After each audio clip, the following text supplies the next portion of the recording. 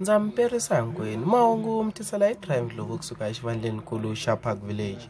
Hungunkulu ri fambaka emahlweni majamini ya namuntlha hi twile leswaku vaakatiko va Park Village va tikumekile va vavisekile timbilu va helile swivindzi kokwala ka ku veni londri ya vona yi nga tshamisekanga hi ku ngcola na swin'wana na swin'wana. A hi tweneni un'wani wa vadyondzi loyi a tshamaka kwala Park Village a bika tatana Ndlovu i ta yisela mahungu emahlweni. Ya khensa tatana Ndlovu ku veni mi ya kelile hikwalaho xivandlenikulu xa Park Village eLondon. Hi twile leswaku vana va kwala Park Village kumbe vadyondzi va karhi va rila va vilela hi xiyimo xa vona xa londri leyi yi thyakile swonghasi ni leswaku va hlantswelaka timpahla a swi tikombi. A hi tweneni un'wana wa vana va dyondzaka kwala a tlhela a tshama kwala Park Village a bika.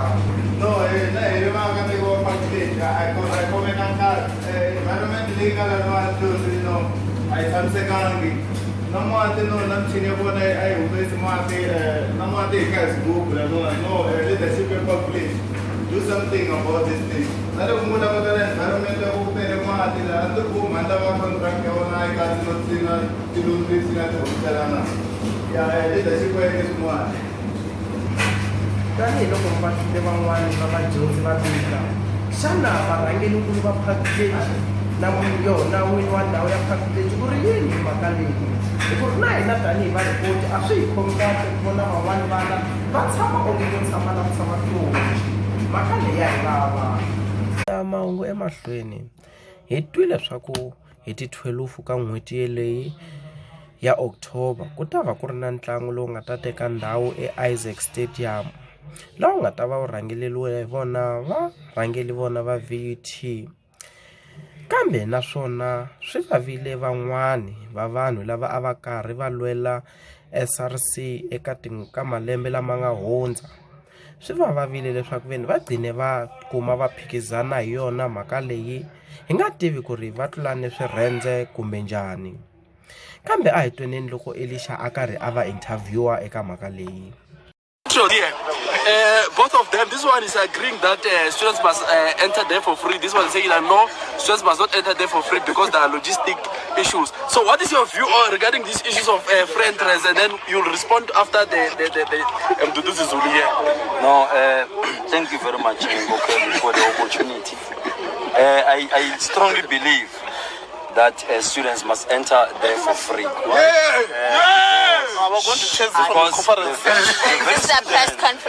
The very students that I'm saying that they must enter for free are the students that ensure that we've got the budget of the SRC. And as such, if then they are the ones who are ensuring that we've got the budget of the SRC, why must the money that they input there so that we have the budget of the SRC is the very money that is used for the event? Then now, why must they?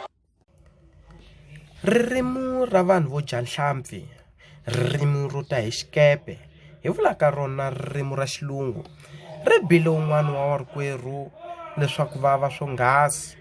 Hi nga tivi ku ri n'wina mi nga titwa njhani endzhaku ka vulavulelo ra yena a hi mutwenini a karhi a bika hi xilungu. Open-ended questions. Open-ended questions are questions that cannot be simply be answered by yes or no. So we will demonstrate